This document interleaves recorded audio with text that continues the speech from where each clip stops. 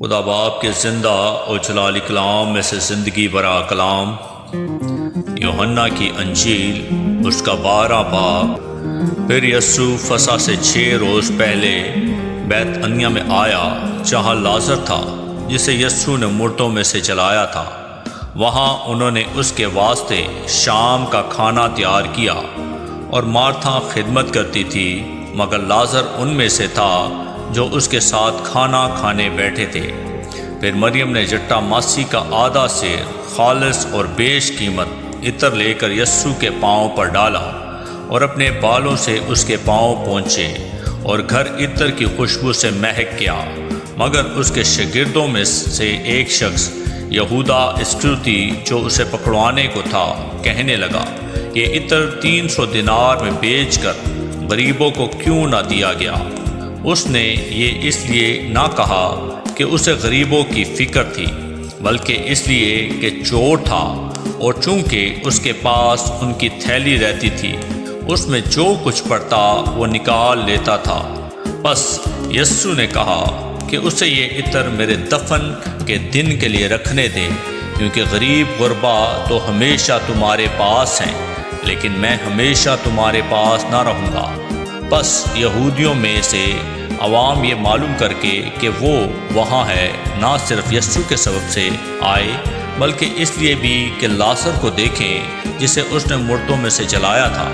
لیکن سردار کائنوں نے مشورہ کیا کہ لازر کو بھی مار ڈالیں، کیونکہ اس کے باعث بہت سے یہودی چلے گئے اور یسوع پر ایمان لائے۔ دوسرے دن بہت سے لوگوں نے جو عید میں آئے تھے، یہ سن کر کہ یسوع یروشلم میں آتا ہے، کھجور کی ڈالیاں لی اور اس کے استقبال کو نکل کر پکارنے لگے کہ ہوشنا، مبارک ہے وہ جو خداوند کے نام پر آتا ہے، اور اسرائیل کا بادشاہ ہے۔ جب یسوع کو گدھے کا بچہ ملا تو اس پر سوار ہوا، جیسا کہ لکھا ہے کہ اے سیون کی بیٹی مت ڈر، دیکھ تیرا بادشاہ گدھے کے بچے پر سوار ہوا آتا ہے۔ اس کے شاگرد پہلے تو یہ باتیں نہ سمجھے، لیکن جب یسوع اپنے جلال کو پہنچا تو ان کو یاد آیا کہ یہ باتیں اس کے حق میں لکھی ہوئی تھیں، اور لوگوں نے اس کے ساتھ یہ سلوک کیا تھا۔ بس ان لوگوں نے گواہی دی جو اس وقت اس کے ساتھ تھے، جب اس نے لازر کو قبر سے باہر بلایا اور مردوں میں سے جلایا تھا۔ اسی سبب سے لوگ اس کے استقبال کو نکلے کہ انہوں نے سنا تھا کہ اس نے یہ معجزہ دکھایا ہے۔ بس فریسیوں نے آپس میں کہا، سوچو تو، تم سے کچھ نہیں بن پڑتا، دیکھو جہان اس کا پیرو ہو چلا۔ جو لوگ عید میں پرستش کرنے آئے تھے ان میں بعض یونانی تھے۔ بس انہوں نے فلپس کے پاس جو بیتسدا گلیل کا تھا آ کر اس سے درخواست کی کہ جناب ہم یسوع کو دیکھنا چاہتے ہیں۔ فلپس نے آ کر اندریاس سے کہا، پھر اندریاس اور فلپس نے آ کر یسوع کو خبر دی۔ یسوع نے جواب میں ان سے کہا، وہ وقت آ گیا ہے کہ ابن آدم جلال پائے۔ میں تم سے سچ کہتا ہوں کہ جب تک گیہوں کا دانہ زمین میں گر کر مر نہیں جاتا، اکیلا رہتا ہے، لیکن جب مر جاتا ہے تو بہت سا پھل لاتا ہے۔ جو اپنی جان کو عزیز رکھتا ہے وہ اسے کھو دیتا ہے، اور جو دنیا میں اپنی جان سے عداوت رکھتا ہے وہ اسے ہمیشہ کی زندگی کے لیے محفوظ رکھے گا۔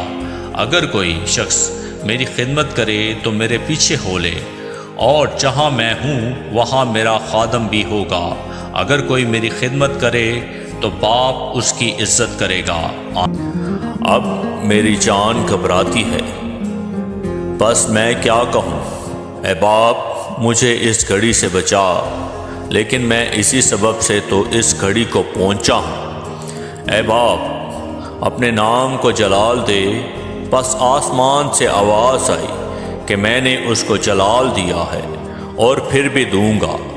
جو لوگ کھڑے سن رہے تھے انہوں نے کہا کہ بادل گرجا، اوروں نے کہا کہ فرشتہ اس سے ہم کلام ہوا۔ یسوع نے جواب میں کہا کہ یہ آواز میرے لیے نہیں بلکہ تمہارے لیے آئی ہے۔ اب دنیا کی عدالت کی جاتی ہے، اب دنیا کا سردار نکال دیا جائے گا، اور میں اگر زمین سے اونچے پر چڑھایا جاؤں گا تو سب کو اپنے پاس کھینچوں گا۔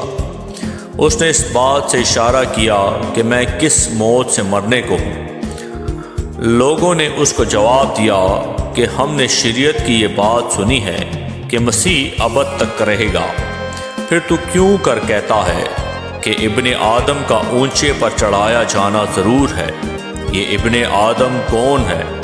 پس یسوع نے ان سے کہا کہ اور تھوڑی دیر تک نور تمہارے درمیان ہے، جب تک نور تمہارے ساتھ ہے چلے چلو، ایسا نہ ہو کہ تاریکی تمہیں آ پکڑے، اور جو تاریکی میں چلتا ہے وہ نہیں جانتا کہ کدھر جاتا ہے۔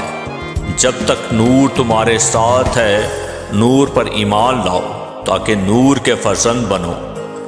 یسوع یہ باتیں کہہ کر چلا گیا اور ان سے اپنے آپ کو چھپایا، اور اگرچہ اس نے ان کے سامنے اتنے معجزے دکھائے تو بھی وہ اس پر ایمان نہ لائے، تاکہ یسایہ نبی کا کلام پورا ہو جو اس نے کہا کہ اے خداوند، ہمارے پیغام کا کس نے یقین کیا ہے، اور خداوند کا ہاتھ کس پر ظاہر ہوا ہے؟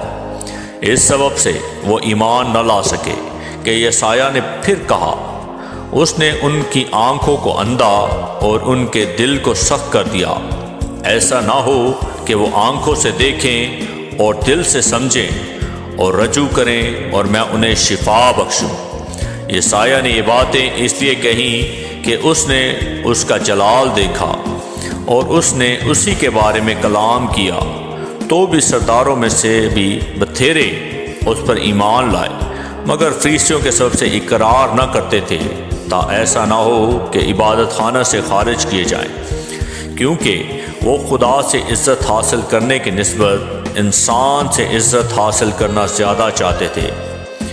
یسوع نے پکار کر کہا کہ جو مجھ پر ایمان لاتا ہے وہ مجھ پر نہیں بلکہ میرے بھیجنے والے پر ایمان لاتا ہے، اور جو مجھے دیکھتا ہے وہ میرے بھیجنے والے کو دیکھتا ہے۔ میں نور ہو کر دنیا میں آیا ہوں تاکہ جو کوئی مجھ پر ایمان لائے اندھیرے میں نہ رہے۔